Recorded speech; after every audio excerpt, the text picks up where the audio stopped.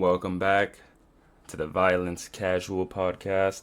This is officially episode 2. Today we're going to be doing 3 things, so I think I'm going to chop it up into 3 parts or 2 parts. We're going to be unboxing this bad boy, Full Violence Mystery Box. Full Violence is definitely a very well-known brand in the hardcore MMA community, but I'm definitely going to drop a link to their website in the bio because even if you're a casual fan or just not a fan at all, they make dope stuff for everybody. But it's supposed to contain 5 items. Did I mention? Okay, before I go any further, we're also going to be recapping my picks from the last episode and then talking about the upcoming fights with the new Paramount deal later this month. But okay, jumping back to the mystery box. It's supposed to contain 5 things. Based on the size, I'm assuming it's not hoodies and too many t-shirts, but it could have a signed or an autograph in here. From someone as high caliber as Charles Oliveira. That's what they marketed it as. Somebody as high caliber as Charles Oliveira. It could have hats, jewelry, collectibles. So let's get right into it. I'm going to go ahead and open this bad boy up.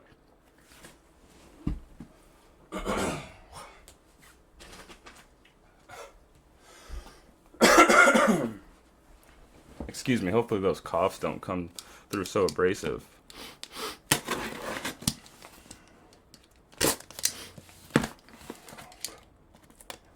But yeah, the packaging is dope. We live for this. Here we go. Wish me luck, baby. Wish me luck. Let's hope we get an autograph in here. Alright, it looks like mostly tees. So let's start with the first one. Alright. This looks like Charles. So let's open her up and take her a little look-see.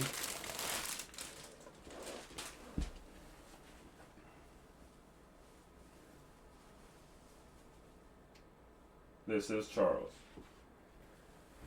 So we got a Charles du Bronx, Charles Oliveira. It says Du Bronx Iluminado por Deus. And it also says Full Violence. Oh, shit. And the back. Look at the back. It's that sick. This is a sick one. I'm really happy about this one. This is a sick one. Let's move on. Sorry, I've been having these coughing fits because I've been vaping a little too much. I really need to quit that.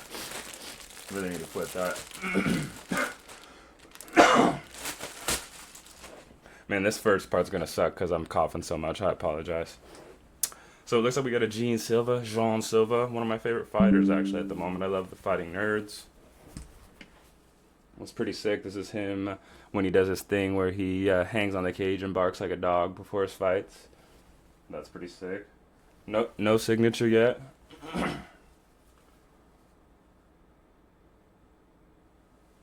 No signature yet, but the back says Unleashed. Jean Lord Silva Unleashed. From Sao Paulo to the cage. Full Violence.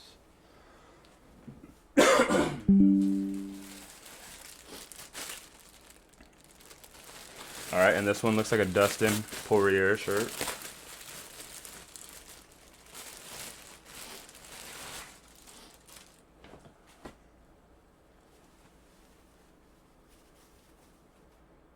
Okay. So this is a Dustin Poirier farewell tour shirt. This is dope. This looks like a band tee, like a tour tee. Dustin Poirier, the farewell tour. Diamonds are forever. Thank you, Dustin. Full Violence.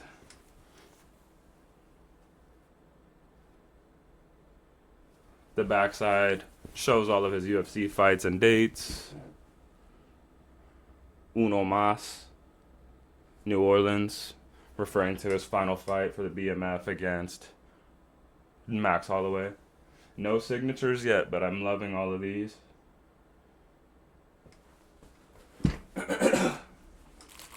I would have certainly, I would have certainly bought each one of these individually. So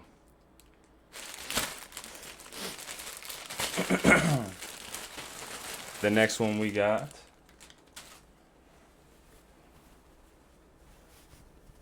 This looks just like a Full Violence tee. This is just kind of one of their main line things that they always have. It's not a fighter collab. I'll take it though. It's cool. Full Violence, Taking in Blood. Nice, clean gray t-shirt.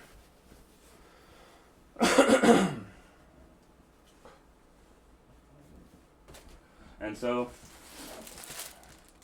it looks like we did get all t-shirts. We're about to open up the final one, so I'm praying that this has a signature on it. I can tell that this is another Dustin Poirier one. This would be my third Dustin Poirier Full Violence tee. So if anyone is interested in, I'll probably show the other one that I have at some point. Maybe I'll throw it in the end of the video. But if anyone is interested in any of these, I don't need 4 or 3 Dustin Poirier tees. So, you know, maybe I'll give one away. Maybe I'll do a little giveaway. Yeah. But let's pray that this has a signature.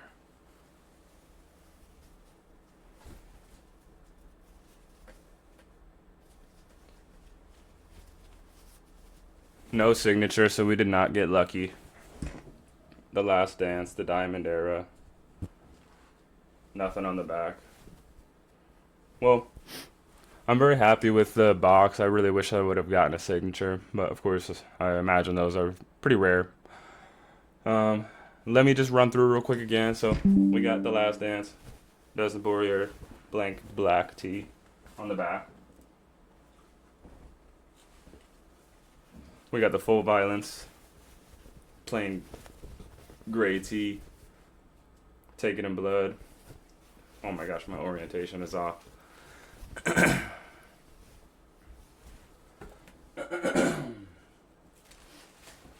We got the Farewell Tour tee. This is one of my favorites.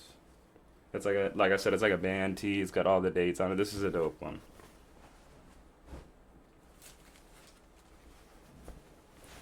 We got the Jean Silva. I'm happy with this one. This is a dope one too. Definitely would have bought this one outside of a mystery box. Unleashed.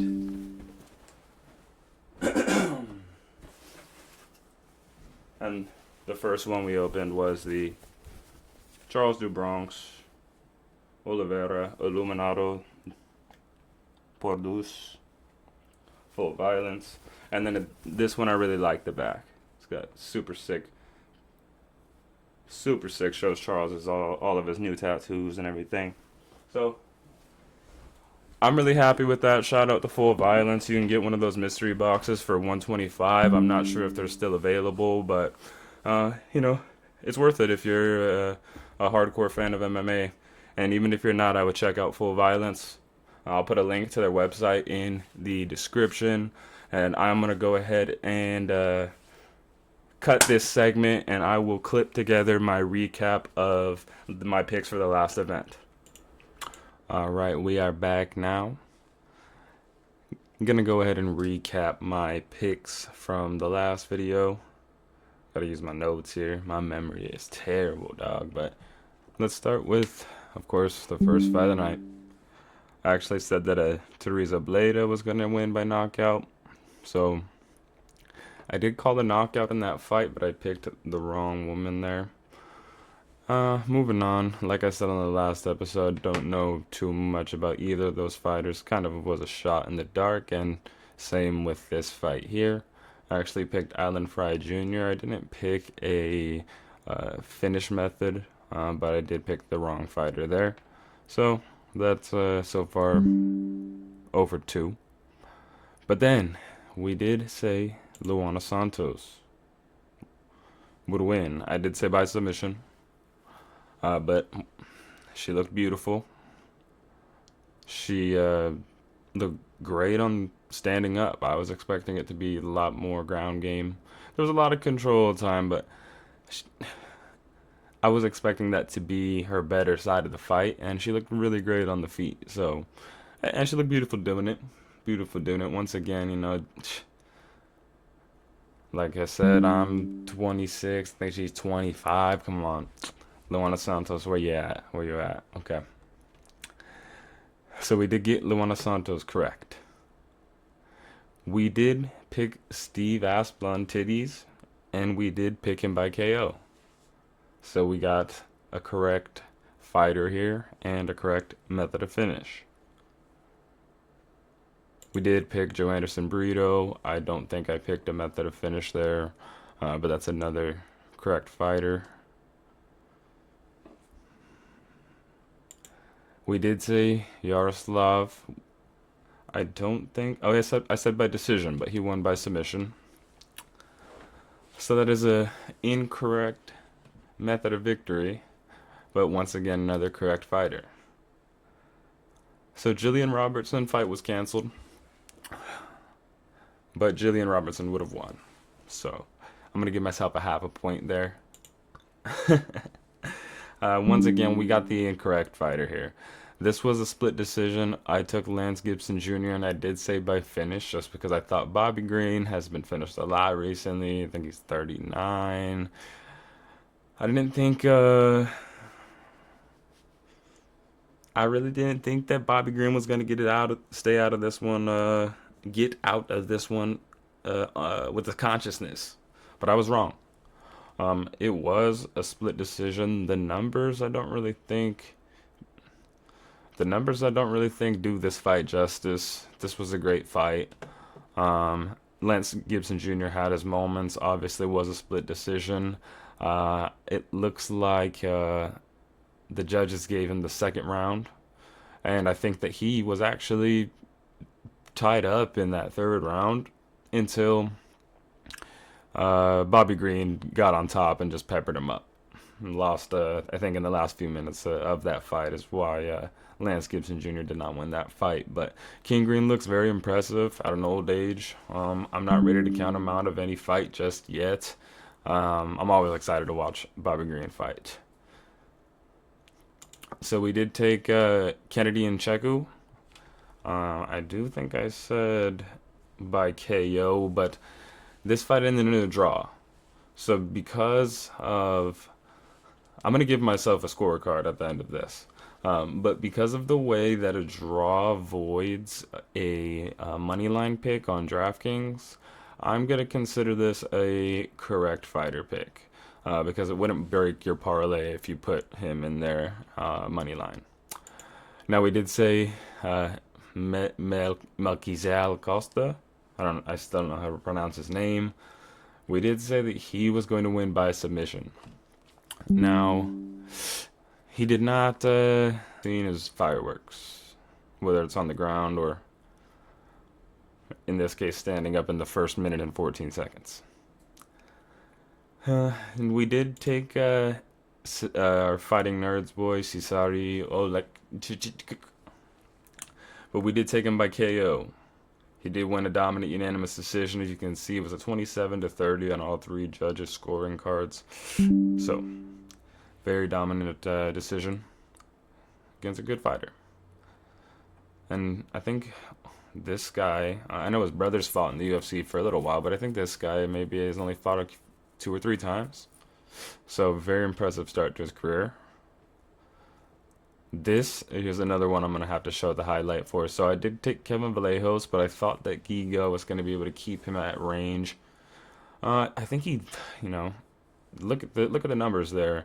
I think he was able to, somewhat control his distance and keep Vallejos away from him like the game plan should have been. But it's probably not that hard, but either way, it looked brutal.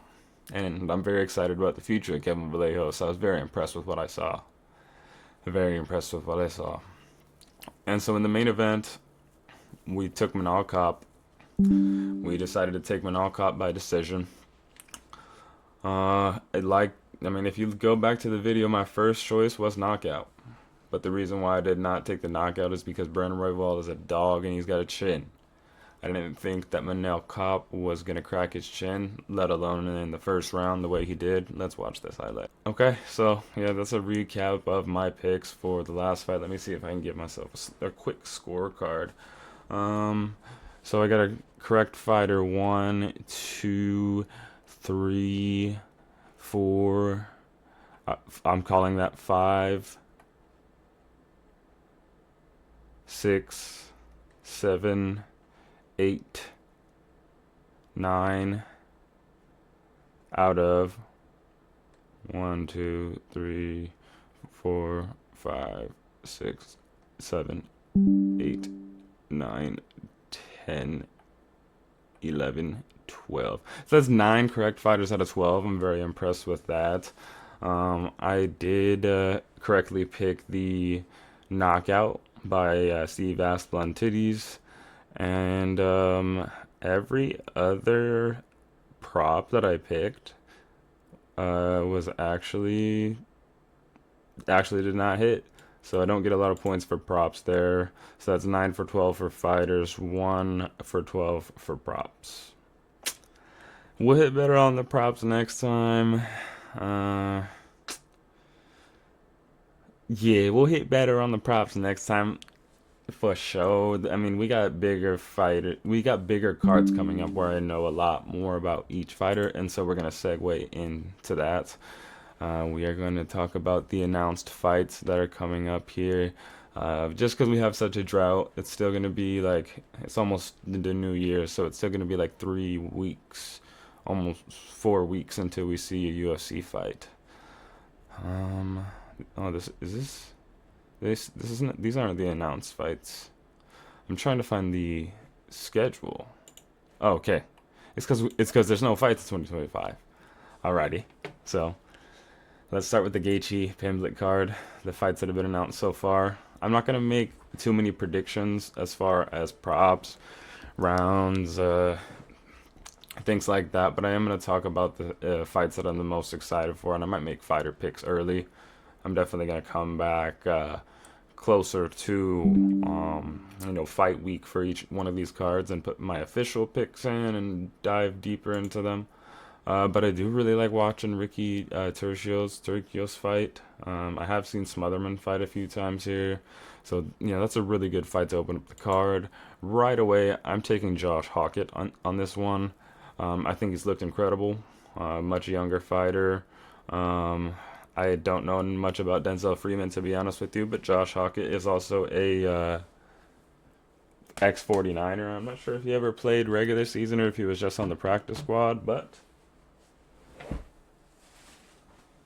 something you might not know about me yet is I'm a big fan of the Niners, baby. This is just my signed Hurst jersey, but I got a Debo, I got a Cap, I got a Fred Warner faithful, a Fred Warner rivals on the way. Big Niners fan, baby, and they just won the game of the year against the Bears just yesterday. I think that was the game of the year. And now they just need to beat the Seahawks to get the #1 seed in the NFC and get a bye week. And I'm taking the Niners on that one. I'm betting moneyline Niners, smashing it. All right, let's get back to MMA. So Alex Perez versus Charles Johnson is another sick ass fight to be early on a card. Both very exciting. I want to say both, a lot of finishes. Okay, well Charles Johnson is coming off of a very sick finish. I remember watching this fight clearly. He is the only person to ever knock out Joshua Van, or the only person to ever beat Joshua Van. I want to say that was kind of a fluky fight, though. Obviously, I don't think he's on that level, but Alex Perez, I want to say, finished a couple of pretty damn good fighters recently, too. Oh, no. Okay, I'm thinking of somebody else. But losing to Tetsuro Taira doesn't say too much. And from what I've seen, I feel like Alex Perez was exciting, but I might be thinking of the wrong guy here. I'm coming off as a casual, unfortunately, on this podcast that we call Violence Casual. I'm actually going to skip over this. I'm not too excited for that one. Okay, this is who I was thinking of. When I was thinking of Perez. Alex Hernandez. Yes, this is who I was thinking of. A KO off of Hooper.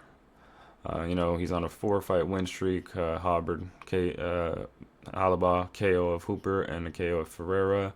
And they were sick knockouts. Now Michael Johnson. Whoa. Now Michael Johnson is a very exciting fighter as well. Uh, 3 win streak with a KO in there. I think he's an exciting fighter. I'm excited for this one. Great matchup. Pretty much what I was thinking of with the Alex Perez Charles Johnson one, but I got the two mixed up there. So I'm definitely taking Charles Johnson here. But we're moving on. Ateba Gutierrez. Honestly, one of my top 5 fighters to watch right now as well. Absolute monster. He just breaks people down in there. He finishes everybody. Comes out like the Terminator. Look at this. I mean, these are contender series. His first 3 fights in the UFC. Valentine is a dangerous opponent. I think that's probably his most dangerous opponent he's fought so far. Dominated him, broke him down. Ateba Gutierrez, man. One of my favorite fighters to watch right now. I'm excited for that one. Umar versus Figgy. Figgy's coming off of a big upset. Yeah, Figgy's coming off a big upset, but he is 38, and it's and Umar Nurmagomedov. I'm gonna go ahead and actually pick Umar on this one already, but I'm excited for this fight. I think Figgy will make it a lot more competitive than the odds makers are gonna. I think these are gonna be wide odds, so I think this fight is gonna be very competitive. It's gonna be sick. Now we got the last prelim, Natalia Silva versus Rose Namajunas. Rose Namajunas is one of the best women's flyweights Natalia Silva is one of the best women's flyweights right now. But I just think Rose Namajunas is a dog. She's got the experience, championship experience. I want to say she's definitely more of a finisher than, she's kind of, she's got a KO against Joanna, which is very impressive, and she's got a KO against Sean Welly, which is very impressive. I want to say most of Silva's wins are by submission or decision. Oh, I keep doing this. I want to say most of her decision. She's got a KO here. A lot of submissions, yes. I see her as a ground specialist. I think she's been winning these fights with, mostly ground control. Not a lot of impressive striking, but I shouldn't say no impressive striking. But I'm taking early. I am taking Rose Namajunas there. All right, Gene Silva versus Arnold Allen. I think this is a huge step down in competition. To be honest with you, it might be not. It might be a much different stylistic matchup, and Gene Silva might struggle if he doesn't have ground game that we haven't seen, or maybe developed some ground game. In the meantime, but yeah, big step down in competition from Diego Lopez. I am actually going to take Gene Silva here. I'm going to say he returns to his knockout streak. Starts a new knockout streak. So this is a fucking sick-ass fight. Waldo Cortez Acosta versus Derek Lewis. Derek Lewis surprised a lot of people when he beat Taliesin Teixeira. But, you can never be surprised when Derek Lewis knocks somebody out. He is the knockout king for a reason. I got to tell you, I'm a big fan of Waldo Cortez Acosta. I've been following him for a while now. I'm a big fan of him. I think I've been following him since he upset that can crusher, Robelas de España. And he's knocking out a lot of people coming off of a knockout. We don't even have to look at Derek Lewis's pedigree, but yeah, he knocked out Gaziv recently.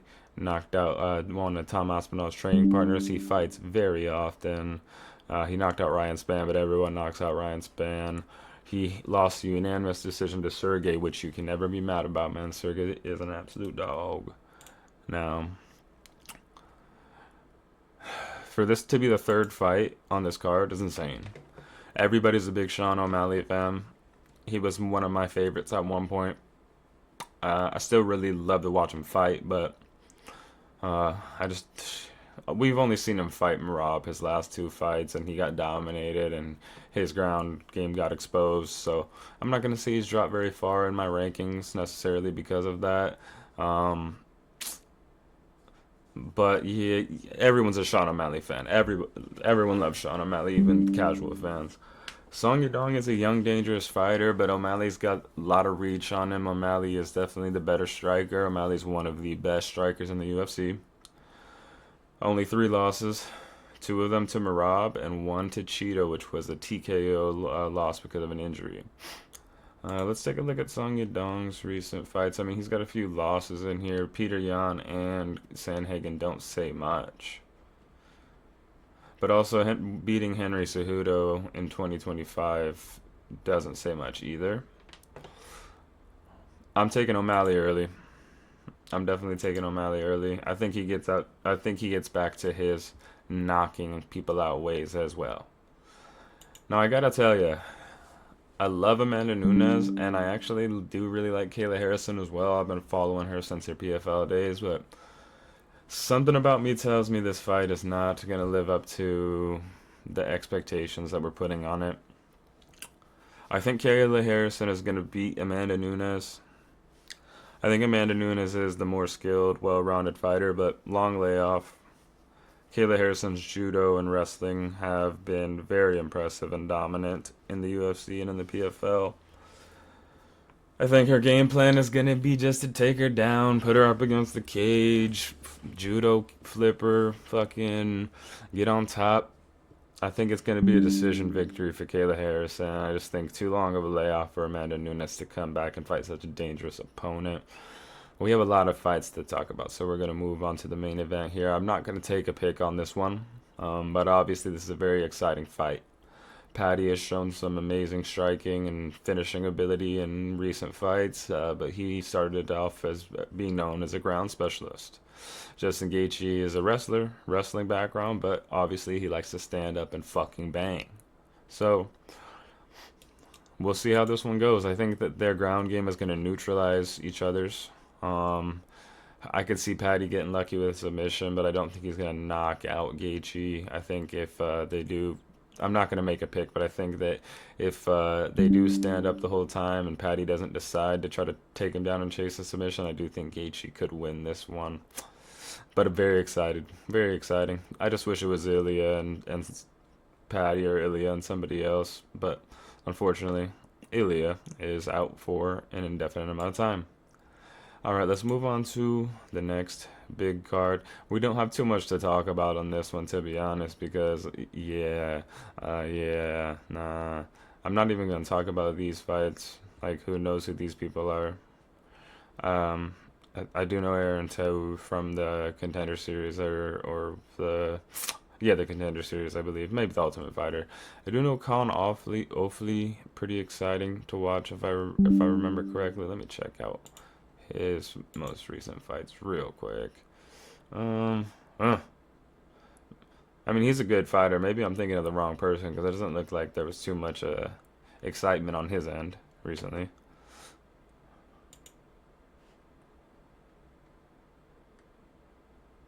Torres Finney, I don't know if I'm excited about him as much as I was when he was on the Contender Series.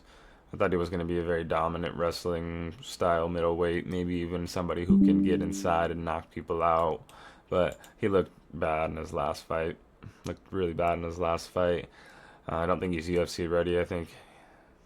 Yeah, I don't think he's UFC ready. So we got Cody Brundage versus Cam Rouston. I'm not gonna make a pick here. I think they're both kind of in a weird part of their careers right now, as you can see with that those last few fights. Okay. Well, Ralston is on a win streak, and he's got two knockouts in the UFC, one on the Contender Series.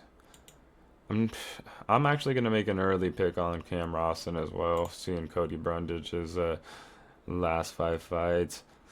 Now I once was really excited about the Taffa brothers, but uh, no longer am I. I mean, Junior Taffa I think still has more potential to grow into a good light heavyweight, but his brother's just been getting knocked the fuck out recently. I don't know much about this guy. Um, I'm not gonna make a pick here, but that could actually be a very exciting fight. Now Quinlan Sao Q, man, he's coming off of a sick ass Head kick KO. He's only got one loss, but Wrong Shu is also a dangerous fighter. This could be fireworks. New to the UFC, couple of decisions, winning against Austin Hubbard. I'm making an early pick on Quinlan Salkiel as well. Ooh, okay, so we got Jimmy Crute versus Justin Jacoby. I'm taking an early pick on Jimmy Crute here as well. I'm not even going to look at the recent fights.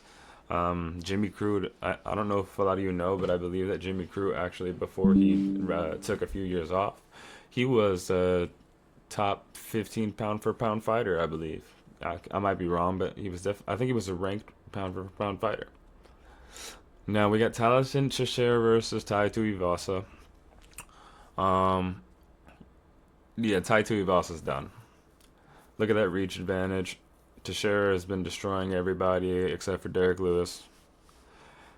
We're not even going to look at their recent fights. Tai Tuivasa. I'm taking actually Taliesin Teixeira by KO here. Early pick. Taliesin Teixeira KO. That's not going to change, I don't think. Okay, here we go. Marisa Rufi.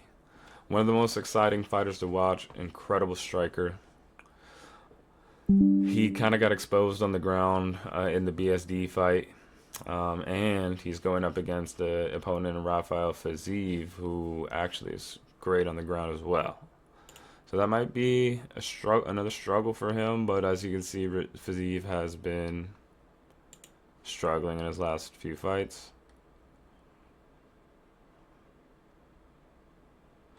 But yeah, I'm taking the early pick on Marisa Rufi to win this one, and I think he wins by a knockout. I think he gets back to his knockout ways.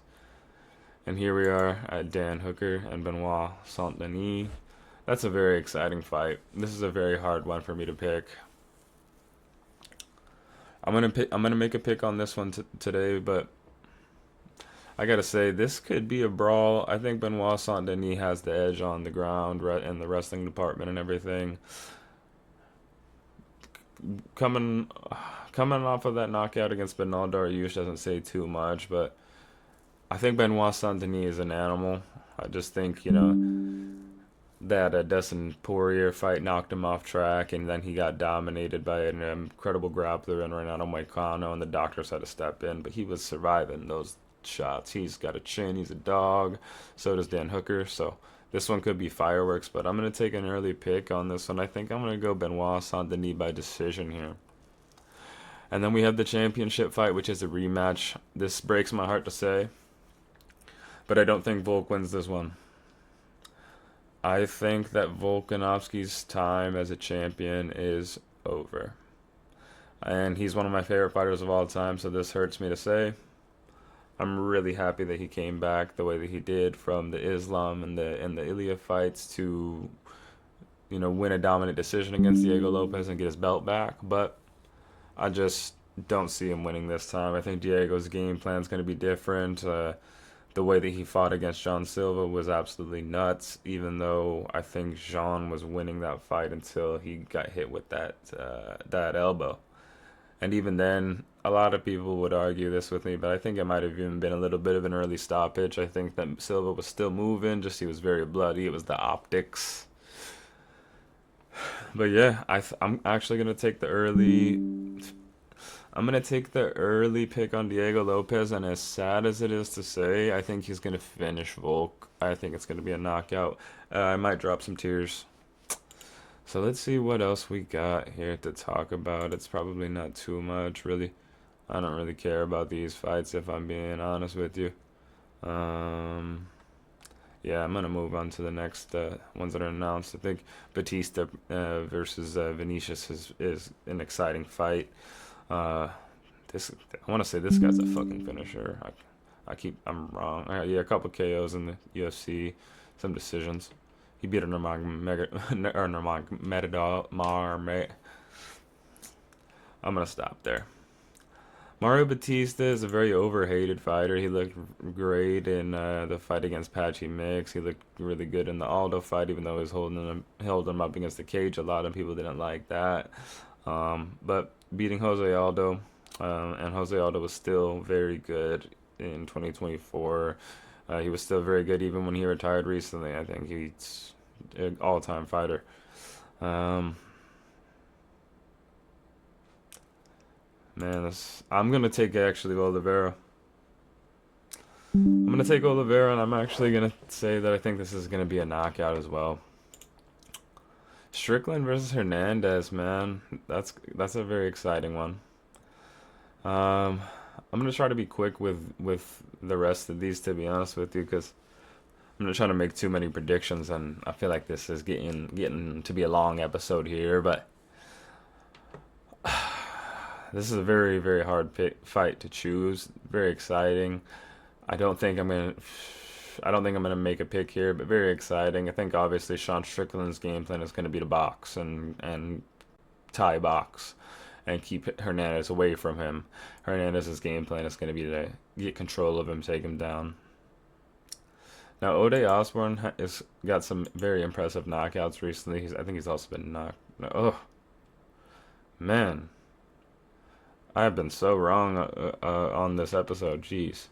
He did have a very nice knockout against this guy, but he lost to Steve Erceg. I want to say he had him fucking wobbled in the first round, and then just ended up getting outclassed a little bit. Seemed like Erceg is a great fighter. Honestly, I think he's underrated because of his little bit of a losing streak and a couple KO losses or submission KO.